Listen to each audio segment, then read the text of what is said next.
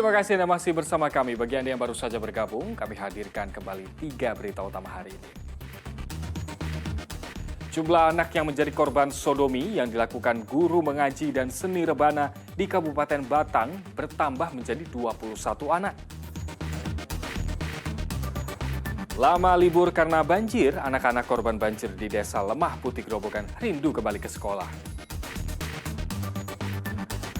Toleransi di tengah bencana, sebuah gereja di Kabupaten Kudus disulap menjadi lokasi pengungsian korban banjir.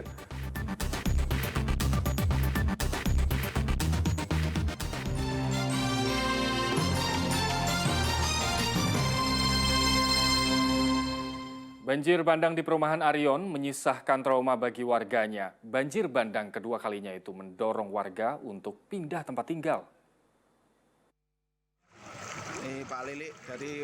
Banjir bandang di perumahan Arion, Desa Kebon Batur, Kecamatan Prangen, Kabupaten Demak, menyisakan trauma bagi warganya. Dasarnya air bah, luapan sungai Babon meluluhlantahkan seluruh rumah dan harta benda warga.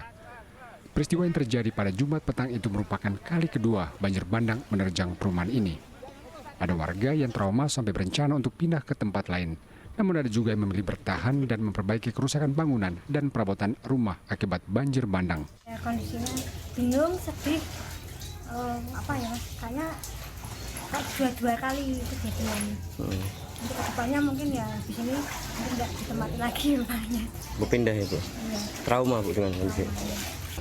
Kalau pindah ada tapi belum ada uang, jadinya ya masih menempati di sini dulu. Tapi pengennya pindah Mas ya? Pengennya kalau memang seperti ini terus ya pindah Mas. Karena Berbagai upaya dilakukan agar warga perumahan Arion dalam menghadapi bencana.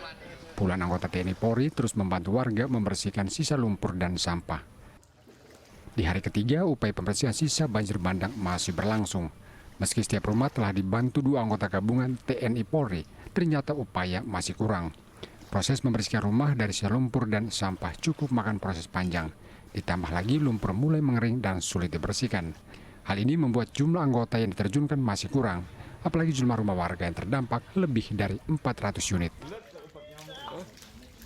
Fokus hari ini adalah finishing atau menyelesaikan kegiatan pembersihan, yaitu karena banyak sedimen atau air banyak lumpurnya.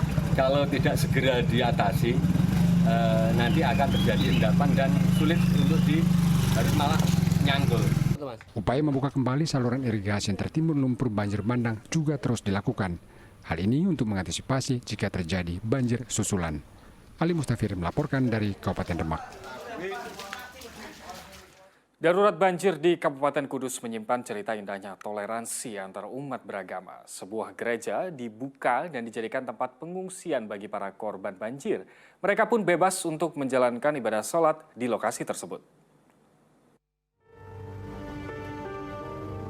Suasana di Gereja Kristen Muria Indonesia Tanjung Karang tampak berbeda. Tempat ibadah ini disulap menjadi tempat pengungsian korban banjir. Di sini terpancar bagaimana toleransi antar umat beragama bisa diterapkan. Tidak sekedar menyiapkan tempat untuk berteduh, gereja pun membebaskan para pengungsi untuk beribadah sesuai keyakinan masing-masing, tanpa ada pengecualian sedikit pun. Tak hanya soal beribadah, untuk asupan makanan dan minuman pun terjamin. Pengurus gereja bersama berbagai pihak bersama-sama menyiapkan asupan yang baik untuk para pengungsi 3 kali dalam sehari. Para pengungsi merasa terbantu dengan berbagai fasilitas dan bantuan yang tersedia di tempat ini. Semuanya serba nyaman, makanan, tempat tidur, semua dilayani dengan baik, Mas. Kalau ibadah sendiri bagaimana, Bu? Kan di gereja ya? Gimana ibadahnya bagaimana?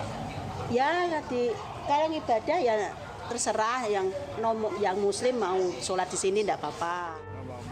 GKMI Tanjung Karang terpanggil untuk membantu para korban banjir dengan membuka lokasi pengungsian. Bagi pengurus gereja, saling membantu dan tolong-menolong tanpa membedakan suku, ras, dan agama adalah wujud dari semboyan Bhinneka Tunggal Ika. Ya memang inilah panggilan gereja, Pak. Jadi gereja itu terpanggil untuk berdampak buat lingkungan. Kalau lingkungan memang membutuhkan sesuatu, apalagi di masa-masa yang semacam ini ya, artinya emergency ya, gereja harus terbuka untuk semua umat, semua warga. Ya. Nggak hanya umat Kristen atau gimana? Oh, dominasi kita teman saudara-saudara kita Muslim, yang Kristen hanya 10% paling. Mereka umat Muslim yang beribadah bagaimana, Pak? Kita sangat terbuka, tempat kita boleh dipakai untuk beribadah, mereka dengan leluasa, bahkan tadi sore itu mereka bisa bersolat berjamaah bersama-sama dengan teman-temannya yang lain secara bersamaan. Fasilitas cek kesehatan pun tersedia di lokasi ini. Saat ini terdata 136 jiwa yang mengungsi di GKMI Tanjung Karang, Kudus. Pemerintah Kabupaten Kudus menetapkan status darurat banjir pada 2 Januari lalu. Ada 29 desa di 5 kecamatan terendam banjir. Lebih dari 48.000 jiwa dilaporkan mengungsi. Tingginya curah hujan dan meluapnya sejumlah sungai membuat debit air banjir semakin tinggi. Diprediksi jumlah pengungsi akan terus bertambah. Arif Nur melaporkan dari Kabupaten Kudus.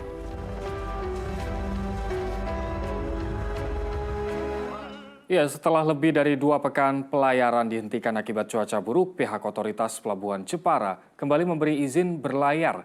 Wisatawan yang sempat tertunda kepergiannya ke Karimun Jawa akhirnya bisa berangkat. Penumpang kapal cepat ekspres Bahari tujuan Pulau Karimun Jawa berdatangan di Pelabuhan Penyeberangan Jepara. Mereka gembira akhirnya bisa berangkat setelah rencana liburannya tertunda selama 2 pekan akibat cuaca buruk. Diketahui perjalanan ke Karimun Jawa dihentikan pada 23 Desember 2022. Gelombang tinggi laut hingga 1 meter lebih jadi penyebabnya. Kondisi ini berdampak pada bidang pariwisata. Banyak wisatawan yang tertahan di Karimun Jawa hingga harus dievakuasi dengan kapal pelni. Semua.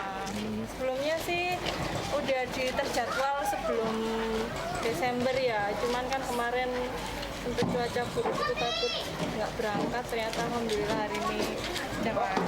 Pada pagi hari ini ombak berkisar sekitar setengah sampai 1 meter, angin berkisar antara 5 sampai 15 knot, sehingga dari kami selaku Sah Bandar Jepara memberikan persetujuan kepada kapal ekspres Bahari 3F untuk berlayar kembali ke Karimun Jawa.